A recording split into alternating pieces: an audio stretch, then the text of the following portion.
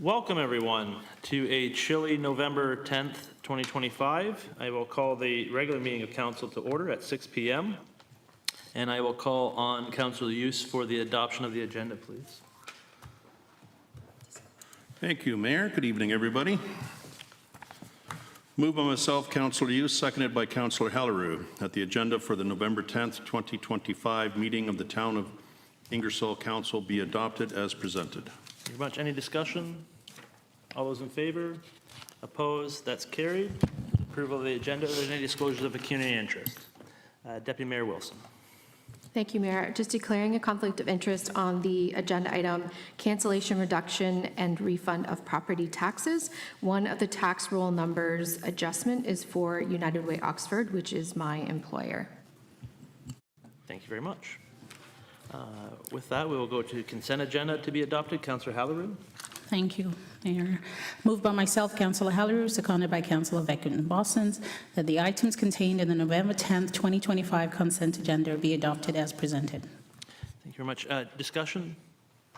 All those in favor? Opposed? That is carried. And that'll bring us to the minutes from the October 3rd council minutes. Councillor Van Kooten-Bossens. Thank you, Mayor. Moved by myself, seconded by Deputy Mayor Wilson, that the minutes from the October 6, 2025 regular meeting of council be adopted as presented. Thank you. Any discussion on those? All those in favor? Opposed? That's carried. And Deputy Mayor Wilson, the November 3rd special council minutes, please.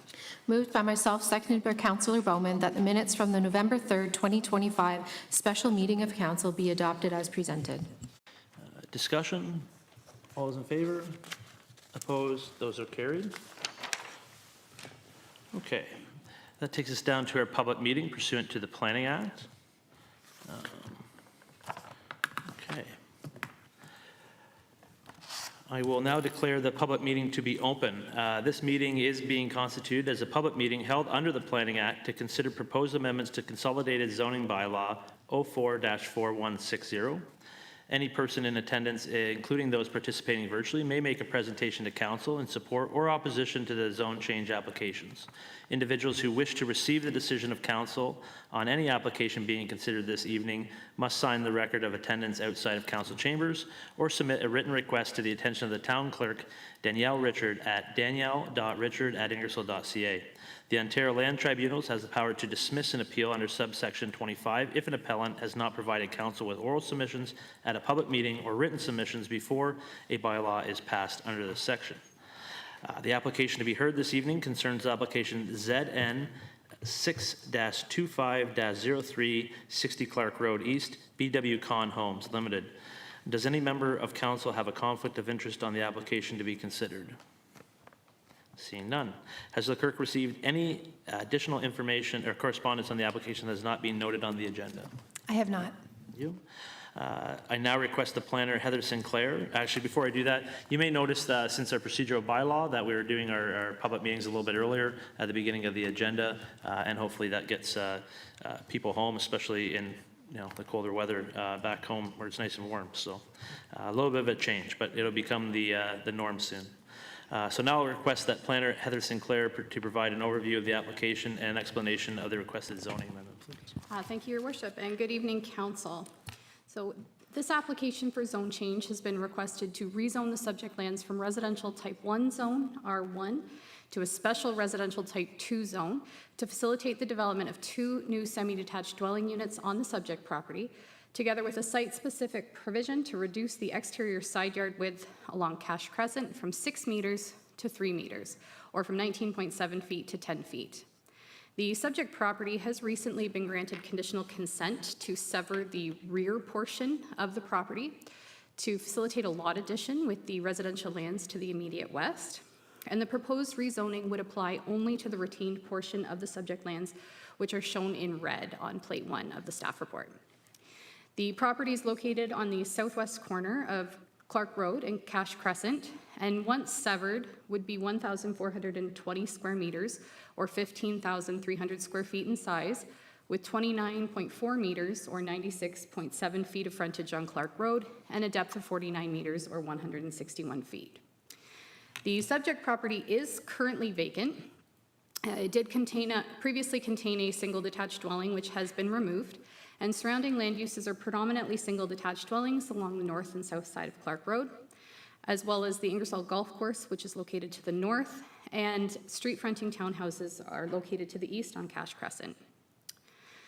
To date, one comment has been received from the public with a question regarding the existing tree line that's located on the east side of the property. In conversation with the applicant, they have indicated that they do intend to retain this tree line as it is located outside the proposed building envelope. So planning staff will be reviewing the application under the policy direction of the provincial planning statement and the county's official plan for lands designated low-density residential, and we will be bringing back a subsequent report with all staff comments and a recommendation once the associated severance has been finalized. So I'm available for any questions on the proposal. Thank you very much. Does the applicant or the representative have any comments to make concerning the application? Noted. I will now open the meeting to comments from the public. This portion of the meeting provides the opportunity for individuals to speak to the application and have their comments considered by the planner and council before a report and recommendation on the requested zoning amendment is brought forward for decision at a subsequent council meeting.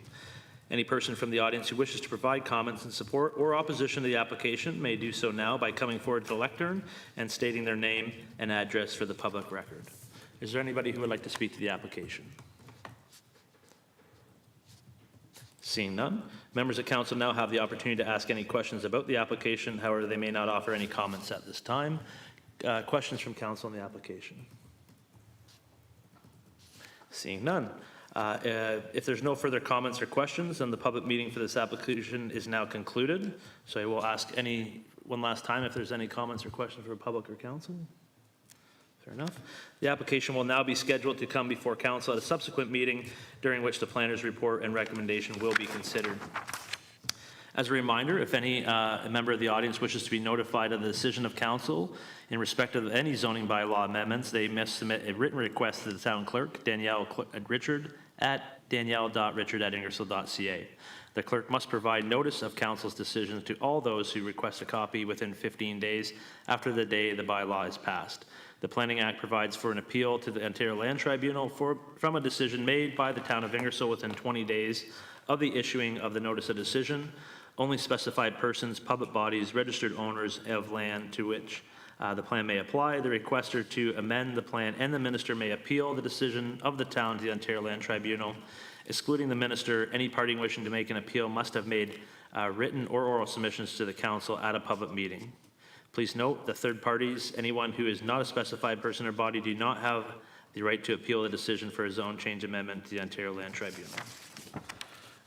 With that, I'll call on Councillor Bowman for a motion to receive the report, please. Thank you, Mr. Mayor. Moved by myself, Councillor Bowman, seconded by Councillor Hudson, that the Council of the Corporation of the Town of Ingersoll receive report CP 2025-306 as information. Discussion? All those in favor? Opposed? That's carried. Excellent. And now I will call upon Councillor Hudson to take us into Committee of the Adjustment, please. Thank you. Moved by myself, seconded by Councillor Hughes, that the Council of the Corporation of the Town of Ingersoll go into a Committee of Adjustment meeting to consider the following minor variance application. A-01-25, 140 Ann Street, applicant William and Lori Warner. Thank you very much. Discussion? All those in favor? Opposed? That is carried. We are now in Committee of Adjustment. So, I now declare the Committee of Adjustment to be open. The Committee of Adjustment is authorized to consider applications for minor variance from the Town of Ingersoll zoning bylaw under Section 45 of the Planning Act. This meeting is being constituted as a public meeting under Section 45(6) of the Act for the purpose of receiving public input on the requested minor variance, which will be considered this evening by the Planner and Committee of Adjustment before a decision on the application is made at a future meeting of the committee. We ask anyone in attendance at this meeting who wishes to receive the committee's decision on the application being considered to sign the attendance record on the table outside of council chambers. Anyone attending virtually is to submit a written request to the town clerk, danielle.richard@ingersoll.ca. Do any members of the committee have a conflict of interest with the application being heard this evening? Seeing none, the application to be heard concerns A-01-25, 140 Ann Street, William and Lori Warner. Has the secretary of the committee received any correspondence on the application that is not noted on the agenda? I have not. Thank you very much. I now request the planner, Heather Sinclair, to provide an overview of the application and an explanation for the requested minor variance. Thank you, Mr. Chair. This application for minor variance has been submitted to permit relief from Section 7.2, the R2 zone provisions, to reduce the minimum required exterior side yard width on the subject lands from 6 meters, 19.7 feet, to 3.8 meters, or 12.4 feet, to facilitate the construction of a porch addition to an existing single detached dwelling. The subject property is located on the northeast corner of Ann Street and Albert Street and contains an existing single detached dwelling that was built in approximately 1890, according to assessment records on file. The subject lands also contain an existing detached garage that fronts onto Ann Street in approximately this location. The subject property is approximately 695 square meters, or 7,485 square feet in size, with approximately 19.1 meters, or 62.6 feet of frontage on Albert Street, and an approximate depth of 37 meters, or 123 feet. The subject property is considered to be a corner lot, as it's situated at the intersection of Ann Street and Albert Street. And in the case of a corner lot, the zoning bylaw does define the shortest lot line that abuts a road to be considered the front lot line. So as such, in this instance, Ann Street is technically the exterior side yard, given that it is the shorter lot line, even though the subject lands do have a municipal address of Ann Street and appear to front onto Ann Street. So as such, the proposed porch addition would require relief from the exterior side yard rather than the front yard depth provisions. The property is located within the low-density residential designation in the official plan, and staff will bring forward a review of the proposal under the 4 tests of a minor variance, as well as a summary of all comments received from staff and the public, and a recommendation on the proposal to the next meeting of the committee. And I'm available for any questions. Thank you. Thank you very much. Does the applicant or the representative have any comments or anything to say concerning the application? Could I just have you come up to the lectern and state your name, please?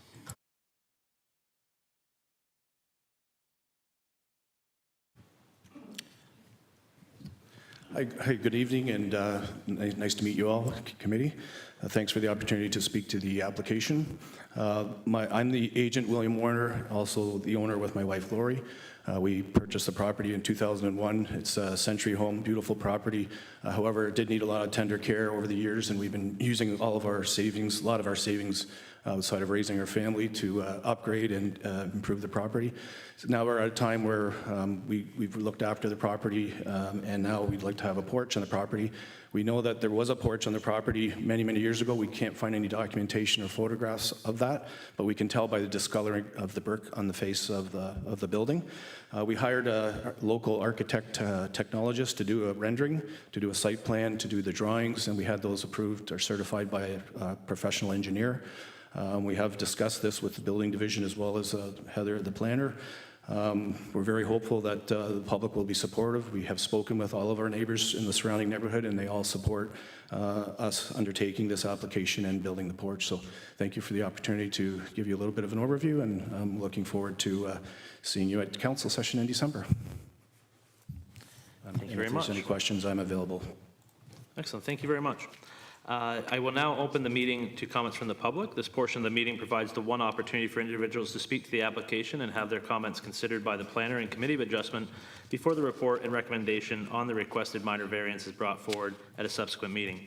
Any person attending who wishes to provide comments in support or opposition to the application may do so now. Please approach the lectern and state your name and address for the public record. Is there any friend of the public who would like to speak to the application? Seeing none. Members of the Committee of Adjustment may now have the opportunity to ask any questions about the application. However, they may not offer any comments at this time. Any questions from the committee? Member Hughes, please. Thank you. Through you, Chair. Are there any other houses on the street that have a similar reduced setback? through the chair, or through the committee. Actually, I'm not aware of any other house that has a reduced setback. I am aware that majority of the homes that are sanctuary homes do have porches, and there's a home owned by neighbors that we asked, and they graciously accepted us to use their design of their porch to create what we're hoping to do. Okay. Any further questions? Please continue, Member Hughes. Thank you. I think this one's for Heather Sinclair. I'm just looking at the Google Street View. There shows there's looks like a garage that is, I'm going to say, has a reduced setback. Would it be a similar setback to that garage?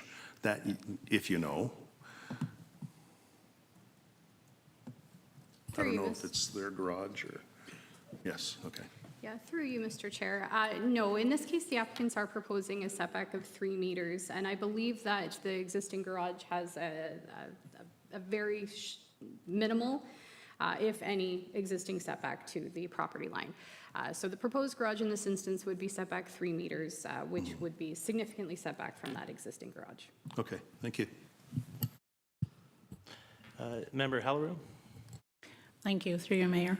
Question I have, you've worked with our building department and you say you've gotten approvals so far?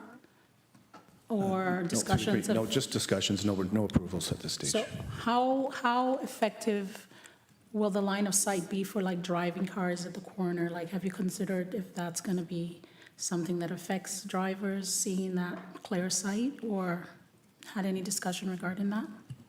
Yeah, thank you for the question. So the house has a significant elevation above Ann Street and Albert Street. So from my perspective, I don't believe there will be any sight impairment or any issues with the traveling public or the pedestrians from my perspective.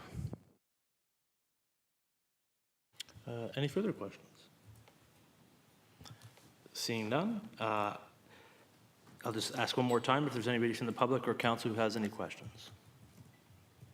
Seeing none, thank you very much. If there are no further comments or questions, then the public meeting for this application is concluded. The application will now be scheduled to come before a committee of adjustment at a subsequent meeting during which the planner's report and recommendation will be considered and a decision will be made. We will now consider a resolution for this application. As a reminder, if any member of the audience wishes to be notified of the committee's decision in respect of the minor variance, they must either sign the attendance sheet that is located in the foyer outside of council chambers or submit a written request to the secretary of the Committee of Adjustment, Danielle Richard, at danielle.richard@ingersoll.ca.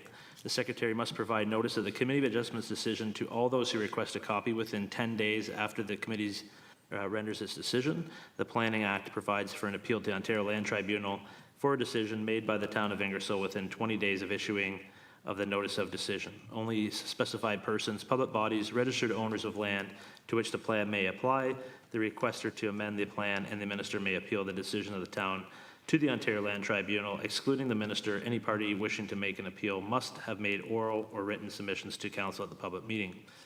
So if there's no further comments or questions, then I will ask for a resolution to adjourn this meeting right after the one to accept the information. Member Use, please. Thank you. Through you, Chair. Moved by myself, Member Hughes, seconded by Member Halleru, that the Town of Ingersoll Committee of Adjustment receive report CP 2025-312 as information. To discussion. All those in favor? Opposed? That is carried. And Member Halleru for the committee meeting to be adjourned, please. Yeah, thank you. Moved by myself, Councillor Halleru, seconded by Councillor Veckin-Bossons, that this Committee of Adjustment meeting now be adjourned and that the November 10, 2025 regular meeting of council come back into order. Thank you very much. Discussion? All those in favor? Opposed? That is carried. Okay, we're now back to sitting as council. And we will now go into delegations and presentations. And the first one is from Katie Latta of Culture Ally. And I'll maybe turn it over to the clerks for an introduction. Thank you. Thank you, Mayor Petrie. So we have invited Katie Latta here of Culture Ally. Katie has been working with the town, as council is aware, through my various updates through our monthly staff reports through the clerk's department on creating a DEI action plan for the town of Ingersoll.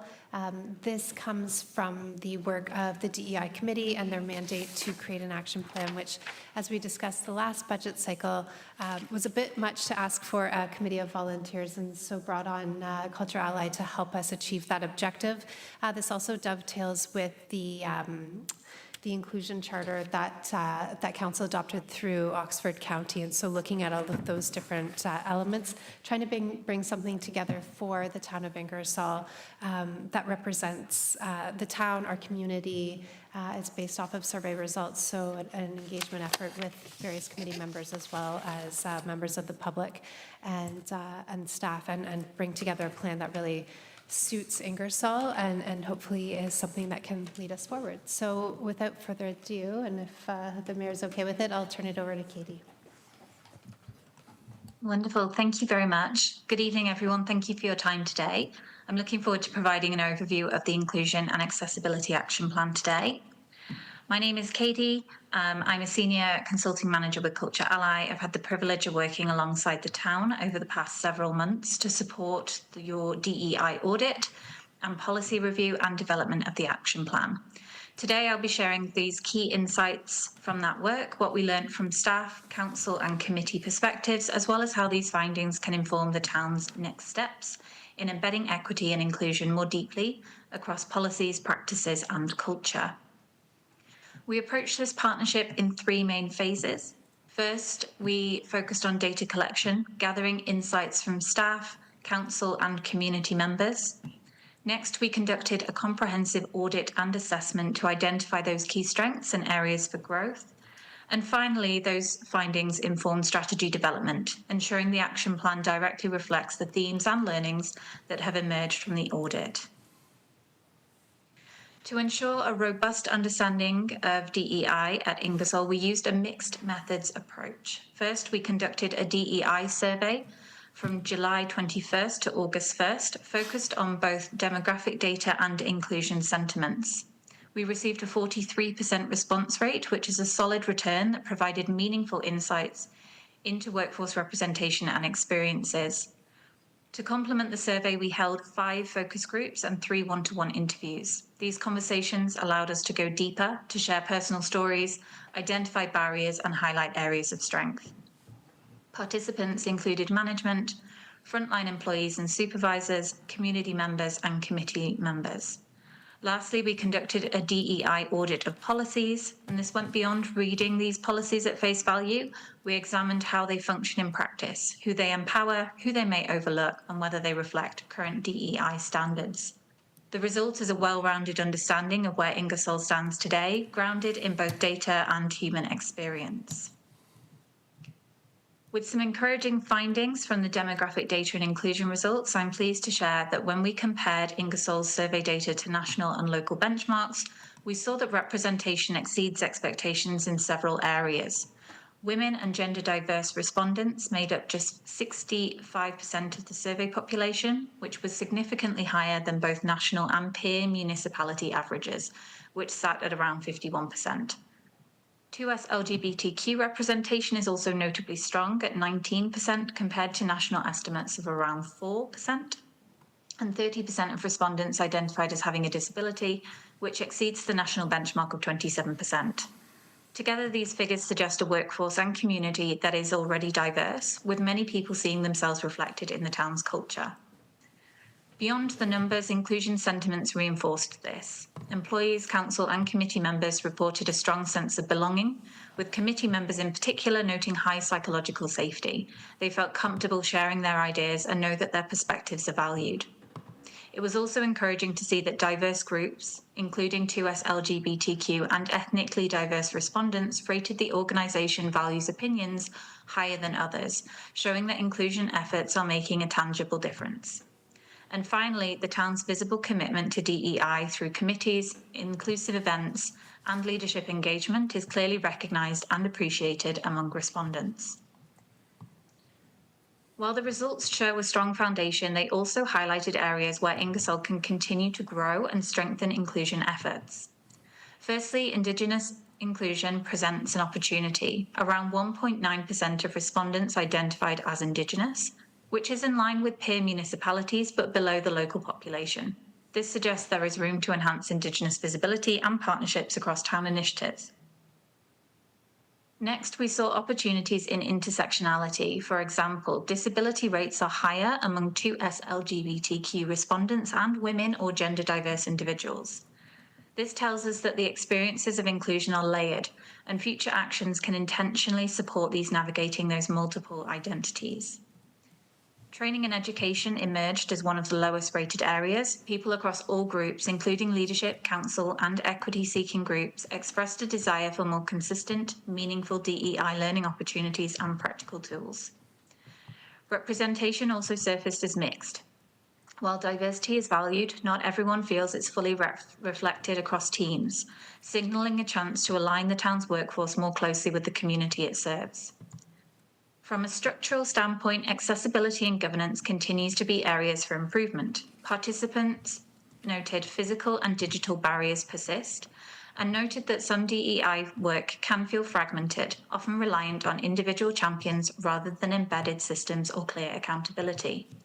Overall, the message isn't around deficits, it's around alignment and deepening impact.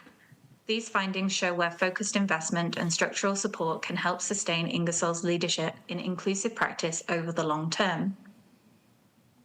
Using these themes and insights, we were able to create a 3-year structured action plan framework. The framework is built around 4 key pillars that together create a strong foundation for inclusion and accessibility across the town. Governance and integration focuses on embedding inclusion and accessibility into leadership accountability, organizational systems, and resource allocation, so these priorities become part of everyday decision-making. Policies and practices ensures that municipality policies are reviewed through an inclusion and accessibility lens to remove barriers, promote fairness, and create consistent, equitable experiences for everyone. Education and engagement promotes continuous learning and involvement, helping council, staff, and community members build a shared understanding and contribute to an inclusive culture. And finally, community impact and relations strengthens trust and connection with residents and partners, ensuring that services and communications reflect and celebrate the community's diversity. Together, these pillars guide how the town can embed inclusion and accessibility in a lasting, practical way. Each pillar is supported by a series of goals and corresponding tactics outlined in the full report, which translate these strategic priorities into clear, actionable steps for implementation and accountability. The Inclusion and Accessibility Action Plan is designed as a multi-year plan, with goals and tactics cascaded across these 3 years. Year 1 is the foundational year, focused on setting up the right governance structures and ensuring buy-in and understanding across the organisation. Year 2 focuses on assessing the impact of early actions, refining what is working well, and strengthening initiatives to ensure they are embedded more consistently across daily practices. This phase also broadens the work to include additional teams, departments, and operational processes. Year 3 is centred on sustaining momentum and embedding inclusion and accessibility practices into the fabric of the organisation. The focus is on scaling successful initiatives, reinforcing accountability, and ensuring long-term integration across all levels of municipal operations and community engagement. While this plan is structured over 3 years, it's important to note that it is flexible. Priorities can move around depending on capacity and emerging needs. For the action plan to succeed, responsibility is intentionally shared across the organisation, as no single group can carry this work alone. The accountability matrix outlined in the final report states who is responsible for what across the action plan and makes it clear that everyone has a role to play. The action plan accountability groups are council, senior leadership, the clerks and HR, the committees, and employees. Council and leadership engagement is especially critical here. When leaders are visibly committed and actively supporting the work, it can set the tone for the entire organisation and helps embed inclusion and accessibility into daily practice. To further support accountability and track progress, a set of recommended KPIs has been identified for each pillar of the framework. These measures are designed to provide visibility into the implementation and impact of the action plan, helping the town understand where progress is being made and where additional support may be needed. Developed collaboratively by the team leading this work, these KPIs ensure that each pillar has at least 2 measurable indicators, which balance between tracking implementation and assessing outcomes and long-term impact. Again, these KPIs are listed in the final report and can be implemented on a phased basis if needed. It is recommended that if data is already collected, this can act as a baseline. However, if this is a new data stream, year 1 can act as a baseline to mark progress. Thank you very much for your time and engagement today. I really appreciate the opportunity to share this work, and I'm happy to take any questions or reflections at this time. Thank you very much. I will open the floor for questions from council. Councillor Hughes, please. Thank you. Was this developed with both the Accessibility Committee and the DEI Committee? That is correct. Okay, perfect. Thank you. Yeah. It's my understanding that there was, I think, just about every committee in the town and a lot of outreach as well. So it's had a lot of input throughout. Further questions of the committee? Councillor Halleru, please. Thank you so much for that presentation. It was a pleasure to work with the Cultural Ally and have all the departments and everyone involved in this. I just want to ask if there's going to be further recommendations more specifically, or is this the only document we're getting as an overview report? This document contains our initial recommendations and the action plan entailed within. However, Culture Ally would obviously be very willing to support any future and more detailed recommendations that are needed. But for now, the action plan is scalable and also flexible enough that should there be areas for additional focus, it is possible within the existing action plan. Councillor Halleru, please continue. Thank you. So are we having, I'm not sure if I'm asking this of Cultural Ally or Council, are we having this report back to the diversity table to discuss this and to the accessibility before we get a chance again, or are you expecting us to approve this tonight? So there is a recommendation from the DEI committee to, they looked at this last meeting and they did recommend that it was approval. So they had a chance on that. It's my understanding through my discussion with staff that this is the starting point and that there'll be, obviously there's more work to do. And as staff, much like the, sorry, that's it, the health strategy, there's a lot of work to do. This is a starting place, and it's a very good starting place to be able to say, okay, here's the things that we can work on. How that'll be implemented throughout the years is through budget cycles and staff planning. I really see this as we get to a point where it is fully integrated in, and it just becomes the norm of what staff do on a daily basis and what council does on a daily basis. I guess that's the end point of, and then what the community does as well. It takes a lot of work to get there, but certainly there is an outline of yearly work there, but I think we'll have to see that come back from council or from staff as we go. Please continue.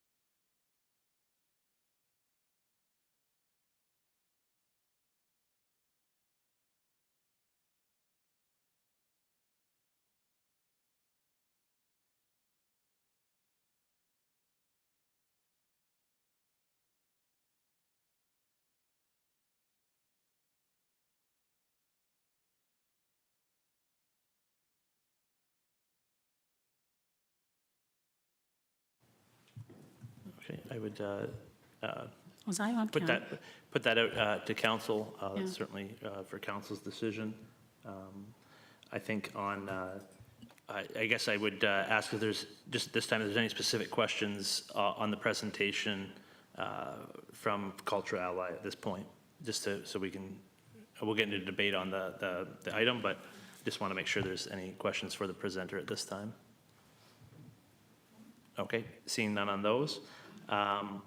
Certainly, as we get into motion on the floor, we can talk about next steps and where council is comfortable with pursuing that. So if there is no more questions, I will thank Culture Ally for their presentation and then Katie for her work. I know there's a lot of work that went into this, gathering the information and putting it all together. And I know the committee was very appreciative of that. It was very helpful to gain all that knowledge and have it formatted in a way that everybody could see, the path forward. So I'll call on Councillor Van Kooten-Bossens. Oh, Councillor Hughes, please. Yes, thank you. I would like to make a motion to postpone acceptance of this right now. It is a huge document that I had a chance to skim through, but I didn't get a chance to fully read and totally comprehend. 108 pages, I think this is even larger than the health strategy that we had, I think, a week and a half earlier than our meeting back a few months ago. So moved by myself, Councillor Hughes, move to defer the DEI action plan to the regular council meeting of, to the regular meeting of council on January 12th, 2026. Just on that, would it be possible to add to that motion that we'll at least accept the presentation from Culture Ally? Accept it as information? Yes. Yes, absolutely. I'll put that in there first. And then that move to defer, accept, yes, the implementation of, yes, move The to defer. consideration of the Yes. plan? Exactly. Okay, that, we have a mover. Is there a seconder for that? No, I just have a question. I'm just going to ask for a seconder first. I second them. Okay, second by Councillor Halleru. And go ahead, Councillor Halleru, for a question. And so my question is, before we let Culture Ally go, is there a room for us to, after reviewing this, have some suggestions or tweaks so that when it comes back to council, we now have something that was more a working document? So this is, I believe this is what Culture Ally is putting forth as their work. At this point, it'll be in council's hands, and council can do with it as they please. Yeah, that's So what I'm asking. I think that's where, if council is wishing to defer to take a deeper look, in which I don't have a problem with, I think that that's something that's, I want everybody to be fully understanding of that. I think that's a good thing. Then we can come back and have a fulsome discussion about where we want to see that go. So do we as council have the opportunity to read and have questions so that we can still have maybe send questions to them or send suggestions to them that they come back? Yeah, if there is questions, where would staff prefer those questions be forwarded to? Danielle? To the clerk's department? Okay. Okay. So yeah, so if there's questions, if everybody's getting, just forward those to Danielle, and then she'll be able to facilitate those. Councillor Hughes, I was just going to reread the motion. please do so. Motion by myself, seconded by Councillor Halleru, that the Corporation of the Town of Ingersoll accepts the presentation as information and move to defer the DEI action plan for further review to the regular meeting of council on January 12th, 2026. It sounds like you have that in writing, sir. Excellent, so if you apply to the clerk. Is everybody clear on the motion? Is there any discussion on the motion? Deputy Mayor Wilson, please. Thank you, Mayor, through you. I can appreciate that members of council only received this on Thursday, and it's a lot of new information. But I will say the members of the DEI committee have been working towards this since the committee's inception 3 years ago. So if you have questions about why something's in here or what it means, they are the experts of our community in that regard. And I would really encourage members of council to reach out to them, because I think they would be really eager to be able to share their experience and what they've heard over the past few years. Councillor Halleru. Thank you, through you, Mayor.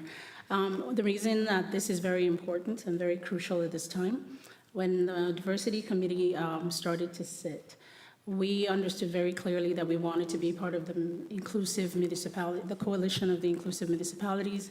Without a guideline, we actually joined the coalition, and then we started to put this action plan together. Cultural Ally has been very helpful in helping us to get the data that is needed to make decisions, and we've seen that they've been able to classify the community into different things. The Diversity Committee has had a chance to review and work with them alongside different departments. We've heard a lot from people. I've been sitting and I've heard more than I've actually seen reflected when it comes to more specific areas. I want you to take a deep breath right now and understand that I'm the only one here that might see a little bit of a different perspective based on what I heard also. And I do see there's a generalization of some areas that might be uncomfortable to really speak to specifically. So even though this is something that I truly appreciate, we worked very hard to get here, I just feel like now that it's on council's laps, I want council to take time to go through. And if there's any opportunities that we can raise specific issues and work with Cultural Ally to answer them, I'm not sure it's at this point a big deal to go back to the table. It's just so that on this level of really understanding what we're taking forward to work with, we understand that there's specifics that still need to be called into question. And I think if we all had that as council to make this decision, it will be a better decision, and it will be a very wonderful working document going forward. So it's just an ask to say, as council, we take a look at some specific questions and maybe get a back and forth within us before we make a final decision. And that's why I'm taking the time to make sure I point these things out. If you want me to mention specifically, we're talking strength and representation in community. The gender-focused was a really big part of this. Accessibility was a really big part of this. But as in any situation, it's always been uncomfortable for my fellow white folk to really specifically talk about the racial aspects and the equity-seeking aspects for religious groups. And I know that it is not something that is a common topic. So to help, because what I usually get is we don't know how to address that much because we're not that racial minority. So as a racial minority, I'm saying that it's easy to look at this and say it's really wonderful, but for me, I don't feel like it really spoke to the table. We have Filipino views, we have Pakistani Irish views, we have Somali view, we have a Trinidad view, I have my Nigerian view, and we have the Chinese view, and we have such a wonderful group of people who poured their heart out to experiences and to the racial and multicultural dimensions as to how they blend in. And I see it just kind of not really mentioned here as a specific. And I'm just saying, even though it's uncomfortable, I'm going to take this opportunity to do my job to really lend voice to that. And I feel like we need to have more specific structured guidelines on how we approach that. Because it's easy to see a women thing as a general, you relate to it. It's easy to see the gender diversity thing as you relate to it. For that which you don't relate, I'm here to speak up so that we can have it equally spoken to and really highlighted. And that's why I feel like I want to make some suggestions, not a whole change to the document. And if we can do that and Cultural Ally is still with us, can maybe overlook it, take a look at it and say, okay, maybe we can better represent this. That's all I'm seeking, and I hope that makes sense to all of you. Yeah, so I just want to speak to that because I found personally some of that language offensive because this is not a white document. This was made by this was led by the Diversity and Equity Inclusion Committee and put out to the community for that input that was put in there. And like being at the meeting where the committee considered this, they're very proud of this document and the feedback that came from it. And so I'm not trying to, I'm trying to understand how it's not a representation of our population when it was formed by our population as much as we can. It was put out to a lot of different groups. It was led by our DI committee, who is very diverse, and I truly value their input. They were the proper group to do this. So it's just, I'm trying to understand that, how it's not that, and it's, well, that's The just, thing that I said, it's not that. It is a beautiful document. It is a very well done document. It took account into everything, and we're very proud of what they did. I'm just saying that on a general report, there is, you can't understand it the way I'm seeing it. That's the thing.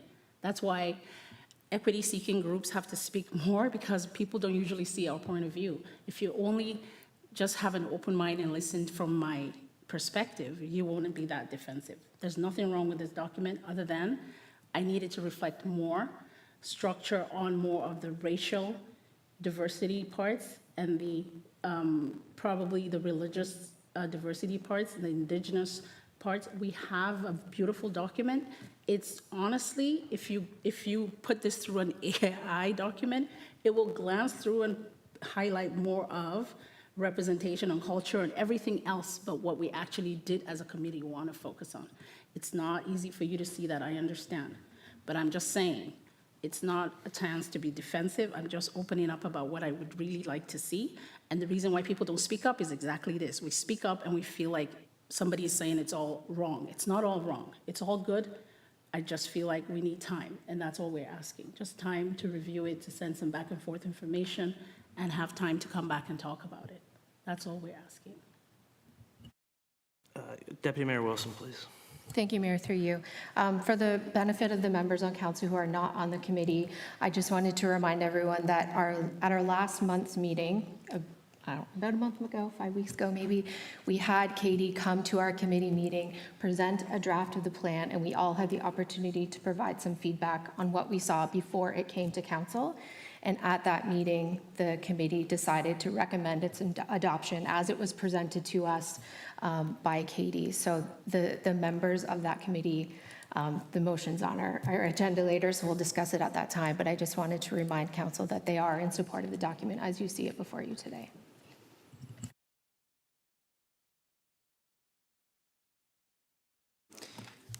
I support the deferment, but for the fact of being able to delve further into the document. We haven't had long enough to read it in that respect and really make sure. That's my reason for I fully expect that the DEI committee has had that opportunity, and I'm glad to hear that they fully support this. I fully support them. I just want an opportunity to read through the document with a full entirety like we did for the health strategy. So that's the only reason that I would support the deferment to January to be able to do that. So I thank the DEI committee for accepting the document as it is, and looking forward to having those conversations with the DEI committee if that's what I'm needing to do as well. So thank you for bringing that perspective. Councilor Hughes, please. It's a quick and simple question. When is the next DEI meeting? On Wednesday next. Wednesday night? November the 12th. Okay. One last thing. May I? Sorry. It's actually the 19th. Oh, the 19th. Okay. Thank you. Councilor Hallery, please.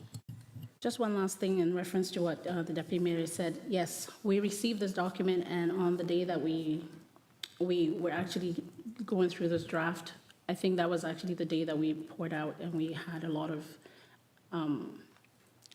emphasis on some of the things that I am saying. So reviewing this report again, I'm just listening again as council, and I'm feeling like maybe this was the exact same report. So if this is just about taking time to read it and come back and approve the same document, then I guess there's no need to send anything to Danielle or Cultural Ally to have a conversation before we come back and have even an opportunity to include anything or to review anything that even they could suggest maybe better.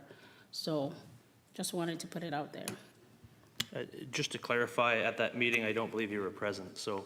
That's what I didn't state. It's the same one that I was in the UK and I joined it and I didn't stay till the end. I didn't listen to the document. Okay, so there was a valuable discussion at the table.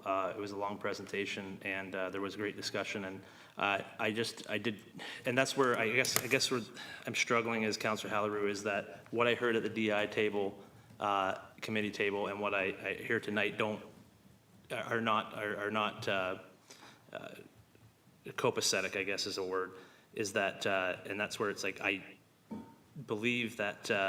The whole goal of this was to try to get as much input from the community as possible, to try to make this document where it needs to go. And no, it's not going to be down to the fine print. There's a lot of work to do after this.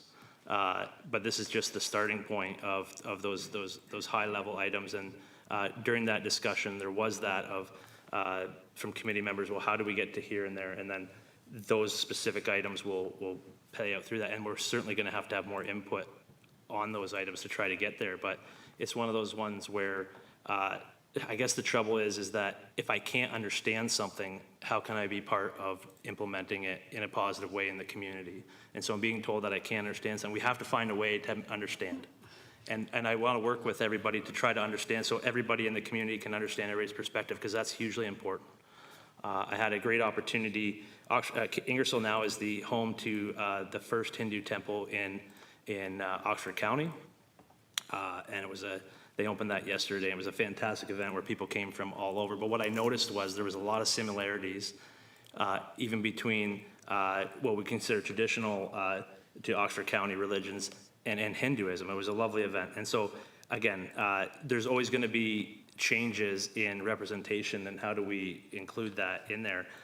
And I think that's where it's one of those documents is ever going to be a living document of, hopefully we can continue to get that information in, and so we can have that learning and we can have that conversation back and forth to understand each other. Because again, if we go down a road that if there's not understanding there on both sides, you're not going to have growth and have integration and have that understanding. So that's where I'm coming from. Yeah, I understand.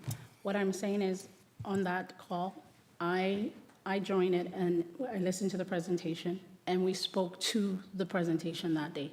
Most of what I spoke to that day before I left, I actually don't really see it represented. That's why I'm having the option to bring it up now and asking if there's still a chance to work with them so that we can review some of that.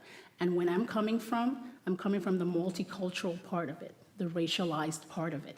I don't see much of recognition for that part of it, which is why I'm saying, even though it's mentioned, it's just a small mention, and I feel like that's a big part of diversity and equity work, sense of belonging. I'm only adding value if you actually listen to what I'm trying to say. I'm not trying to say it's not a working document that works. I'm not trying to say that we didn't accept it. I joined at 2 a.m.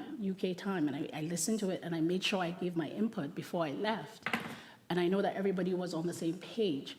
But if that's what was approved, I'm only now saying, is there still room so that we don't just accept something when there's still an opportunity to reflect as council before we adopt it? That's all I was asking. And very much appreciate that clarification and conversation, because again, this is council's document. This is what Cultural Allies provided from the input that was they received. Council can always amend a document and go in a direction that they want, but council as a whole. So I encourage everybody to work with everybody in the meantime as they understand that document to make sure it is what they like to go see through. But again, if we are going to amend this document, I would strongly recommend that we have discussions with the DEI committee, because they've seen this document and they've approved it. So for me, I'd want to have their approval as well, because that's important to go back. So further discussion on the motion? Seeing none, all those in favor?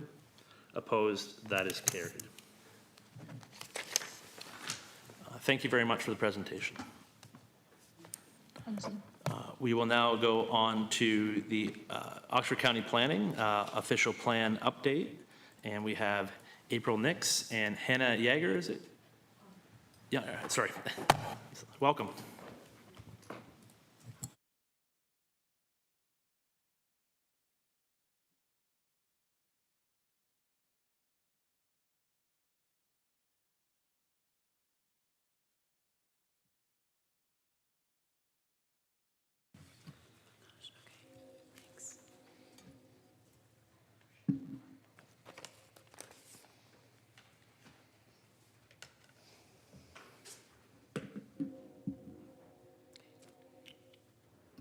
Okay, can everyone hear me okay?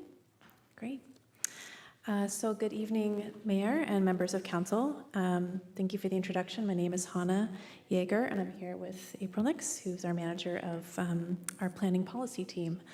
And we're here as part of our consultation on implementation policies for the official plan. Lovely. So I'll start with providing some background on the project. In May of 2022, community planning staff proposed reviewing Chapter 10, which concerns implementation to County Council as part of a phased approach to updating the official plan. And since then, as we all are probably aware, there's been many changes to the Planning Act, and we have a recently updated 2024 provincial planning statement that's generally affected how municipalities approach the development review process and land use planning in general. So recognizing the breadth of these changes, we're now proposing to prioritize those amendments for implementation to essentially achieve three pieces or three goals. We're looking to improve conformity with legislation, provide opportunities to streamline development review procedures, and then add clarity for the existing things that we do. On September 10th of this year, County Council permitted us to initiate this project, which is why we're here today. So we're looking essentially to inform and consult with local councils and staff, and we've included draft policies and the staff report from that County Council meeting as attachments to today's agenda. Now, we won't be discussing the details of all of these bills, but this slide here essentially is used to illustrate the breadth or the scope of what our work is trying to acknowledge and address. Of course, every bill is a little bit different in terms of its content and how it impacts the Act and the work that we do, but suffice to say, we're taking a comprehensive approach to this technical update. So for tonight, Ironic, I just want to interject. It's ironic that there's 12 of them and that one of them is called cutting red tape, right? It's rather. Thank you. So for tonight, we've grouped our information into kind of three key themes. So first, I'll have two slides on those opportunities to improve the development process. Following that, we have our minor updates to add clarity and transparency. And then lastly, policies regarding requirements and procedures for major projects and studies. So for those opportunities to improve the development process, I want to first underscore for Council's understanding that the following tools I'll explain are optional. And generally, the proposed amendments to the official plan are going to be enabling policies. They allow councils the choice to enable these optional tools. So that means without those official plan policies being in effect and a local bylaw being passed at area municipal council level, to be clear, these tools can't be used and they're not required to be used. So I've grouped these three tools together on this slide on purpose because there's an opportunity to use them together, and that's what we've been seeing in different municipalities across Ontario in some cases. What we envision is that we could potentially use these for minor zoning bylaw amendments that are technical in nature. The benefit of these three tools is that they can help staff essentially manage simpler applications faster and with greater flexibility to meet legislative requirements while still maintaining those legislative timelines. So generally, the proposed policies will give local councils the choice to provide delegated approval authority powers to staff for those zoning bylaw amendments that are minor or administrative in nature. The proposed policies will list what those minor zoning bylaw amendments include. And just to provide an example, we envision that potentially including, like, say, the lifting of a holding bylaw provision, or you could use it for the rezoning associated with a lot line adjustment. This would not give the staff authority to refuse applications, and if an application were appropriate to be approved, then its corresponding bylaw would still need to go forward to council at the next available meeting. On to our second tool, the proposed policies will also give councils the choice to permit staff to use alternative measures of notice. So under this permission, that means notice requirements would still need to be met. However, for example, if a mail strike were to occur, a choice to publish notice on a website instead to meet those legislative requirements would be an option for staff, instead of relying on physical mail. The proposed policies will also give councils the choice to permit the ability for staff to waive a public meeting. This could be appropriate for applications, for example, where residents don't typically attend public meetings. Alternatively, another example would be with that rezoning associated with a lot line adjustment. It's already paired with a public meeting for the consent, so that opportunity already exists for the public to give input and feedback. Again, notice would still be required to be given to residents about the application to provide any input as desired. But again, this provides staff essentially added flexibility to complete these simpler applications a little bit faster and remove duplication in the process where it exists. The last thing I'll note for Council's understanding is, in addition to these optional tools, being optional, is that they are flexible in nature. So what I mean by this is local councils don't have to do all of the things that the official plan policies list. You may, for example, just want to try starting out one of the tools. You might want to try the lifting of a holding. And then once a level of comfort is placed with how that happens procedurally, you might consider revising the bylaw to expand those powers where desired. A local bylaw can also be designed with safeguards in mind. So a council can rescind delegated approval authority. That's one example of a safeguard. Another example is the bylaw can be designed to require an application go through a public meeting or a council decision exercise if that application had certain characteristics that would essentially disqualify it from delegated approval authority or the waiving of a public meeting. So all of these details, they don't need to be determined now. Again, these proposed official plan policies are enabling. We envision those details would be designed through consultation with staff, and then a bylaw would need to be reviewed and passed by council to enable those powers to happen at the local level.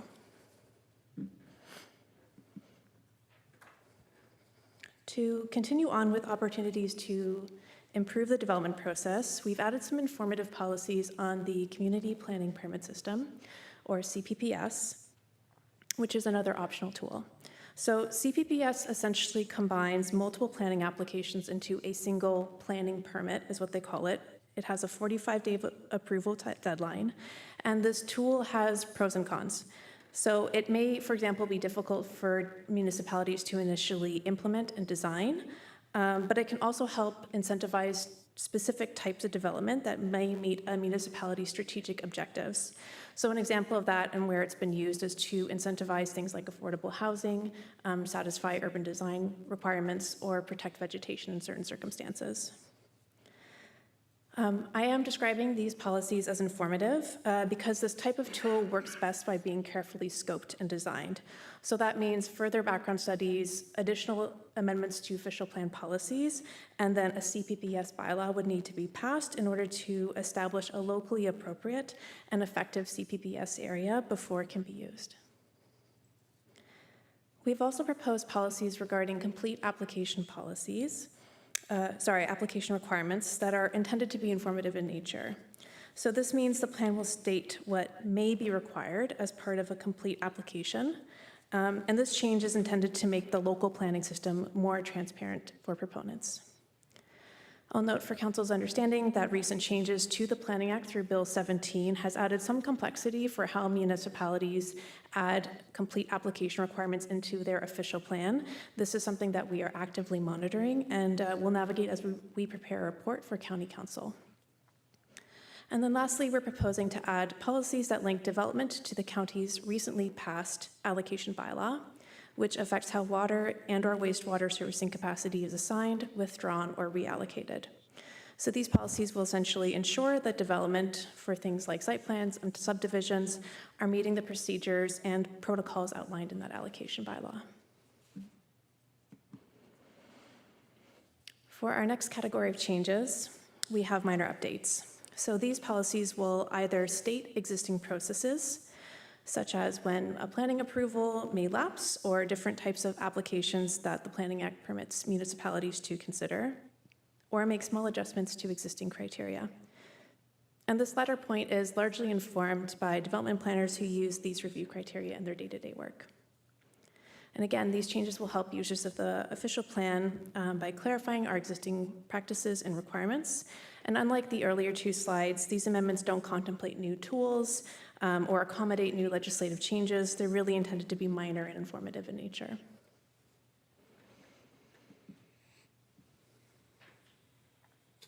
Lastly, we have updates relating to requirements and processes for major studies and work projects. And the intent of these proposed changes is to achieve two key things. So we want to reflect the provincial planning statement and Planning Act changes regarding settlement area expansions, and aim to update policies to reflect county and local municipal practices used for those expansions. So in short, the intent of these changes is to keep our tools up to date and reflect what we already do so well, so that when municipalities approach the when and the how growth occurs, the when and the where growth occurs, the how is easier to navigate. Excuse me. So that includes our summary. In terms of next steps, we're going to be consolidating any feedback received from council tonight and municipal staff as we prepare revised official plan policies to circulate. After those final changes are made, we will present our recommended official plan amendment to County Council. Noting, again, with regards to that Bill 17 change, there may be a separate amendment required. We'll navigate that as we go. Provided that policies are passed as generally proposed, we can then work with area municipal staff and councils to explore and provide any additional understanding for those optional planning tools we articulated. That's it for me today. I am available for questions, and thank you for your time. Thank you very much. Questions of the delegation? Michael Grace, please. Thank you. I just want to thank county staff for bringing this forward. We really appreciate that they're actually trying to find methods to reduce red tape and to expedite our applications. This council has previously asked staff to look for methods to simplify minor variances that are truly minor in nature, and some of these tools will assist with that. So I think council will see some things in here that are areas that we may want to look at to try to get certain types of growth going and to make sure that processes are moving smoothly. Thank you very much. Questions? I just want to say thank you. I know that it's a challenging time in planning always, because we have a province that can never just leave anything alone. And what my concern is that we do all this work to implement some good tools that, I'm all for delegating the staff items that, are routine in nature, and that we're going to rely on your expertise anyway to tell us to remove a holding provision and those sorts of things. So I'm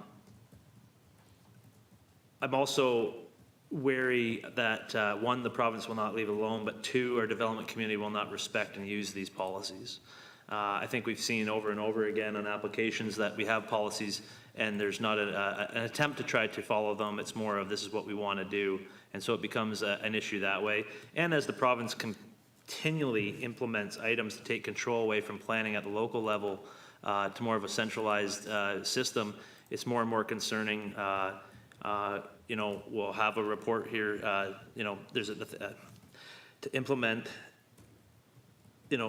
our parking standards, but we know recently we've tried to defend those at the OLT, and it's not been, the development community has got away with what they want and not what Ingersoll wants. So my concern is that we will implement new policies. We'll spend the time like staff always do to implement these and try to make things better, but we will see them be ignored and by the OLT developers and the province, and we'll be dictated to about what will have a shape or form. You can tell I'm a little bit cynical, and that's also we're seeing in the conservation authorities as well. And overall, I'm very concerned about the direction of the centralized control and the lack of local input into what our policy should be in a governance structure more than administrative form. So I appreciate all this, and I hope that we do get to implement a large portion of them because they are progressive, they are truly needed. There's probably one even tonight that is a minor variance that probably we could have, trusted with staff to make a good decision on. So I think that once we go forward, we'll see these things, and I think that this council, I will at least be receptive of those things because we've seen them over and over again. So I appreciate the work on that, and hopefully we can be more supportive even more in the future of those allowable policies that you guys can implement yourselves. Anything else? Thank you very much for the presentation. Thank you. Deputy Mayor Wilson, please. Moved by myself, seconded by Councillor Bowman, that the Council of the Corporation of the Town of Ingersoll receive the presentation from Oxford County regarding the official plan update as information. Discussion. Just one point I didn't make there, and I know I made a lot, but even talking to local developers, the constant change is slowing things down. I talked to some and they said, well, I'm not planning on doing anything. We've had 19 housing starts in our community this year. And one of the reasons was, well, they're talking about getting rid of DC charges. They're talking about getting HST. Why would I go ahead and do anything until we know what those are? I would like to get to a point, more of a normal planning process where they come out and they have the provincial policy statement, allow us to implement those and see what those policies do before they change them once again. And so people can make clarity on what they're going to invest in and some certainty for development community. We got to remember that the risk that people are taking developing is a long, it's a lot of risk up front and a long design time. You know, if you're 3 years, you're lucky. What's changed in the last 3 years? That certainty we will think. So I will end my rant there. Councillor Hallery, please. Thank you. You made very interesting points tonight, and I was also thinking about that. Like, is there a way that sometimes we sit here and we get some circulations from other municipalities where we have a common concern?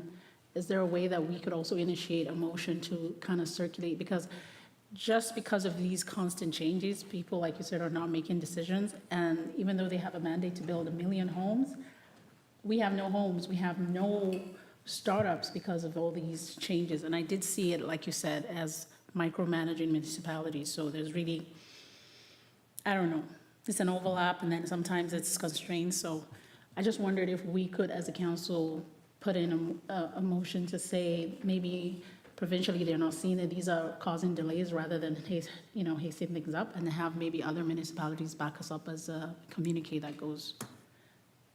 Speak to that, Your Worship. My suggestion would be to continue to work through AMO. I see that there's a number of municipalities that are starting to push this to say, you know, this is just getting to be too much. And it seems like AMO is a tool that can, you know, have more of us come together. Sending motions around sometimes triggers that, but I think there's already some others doing that, and I think we should join in on that and push these issues, because it's truly having an effect on the ground, and it is causing frustration for those of us that really want to make a difference and get this building going faster. Anything else? Seeing none, all those in favor? Opposed? That is carried. Okay, with the conclusion of our delegation and presentations, would anybody from council like a small break before going into staff reports? Moved by Councillor Van Koenbos and second by Councillor Hughes. Discussion. All those in favor for, yep. We'll come back in 5 minutes. Thank you. Sorry for just interjecting. No.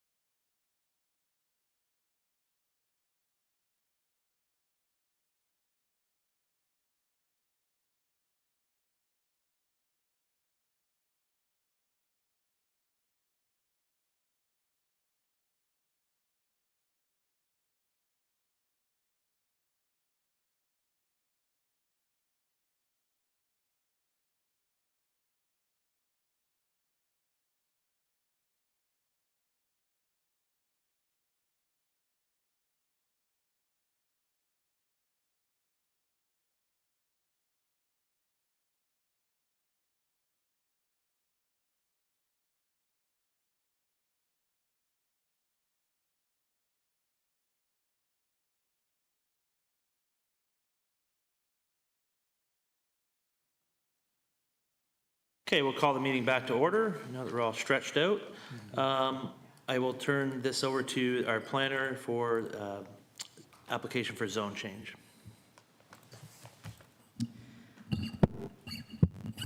Thank you, Your Worship.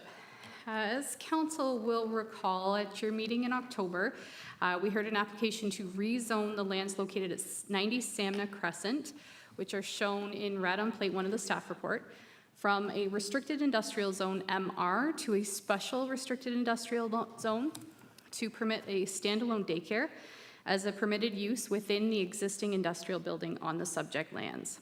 So specifically, the applicants are proposing to renovate the existing building to establish a 356 square meter or 3,832 square foot daycare center within the existing 983 square meter industrial building that would accommodate 88 children and 22 employees and include an outdoor play space. And the remainder of the building would continue to be used for industrial purposes, which includes warehousing and office. So planning staff have reviewed the proposal based on provincial direction, as well as the policies of the official plan respecting industrial uses, as well as the special policies that apply to the Samna Crescent Business Park area. With respect to the policies provided in the PPS, staff are of the opinion that the proposed daycare will be an efficient use of municipal land and resources that will optimize existing and planned infrastructure and will aid in the promotion of economic development, as it will provide for additional employment uses within the town and assist in strengthening employment opportunities through the provision of additional daycare spaces.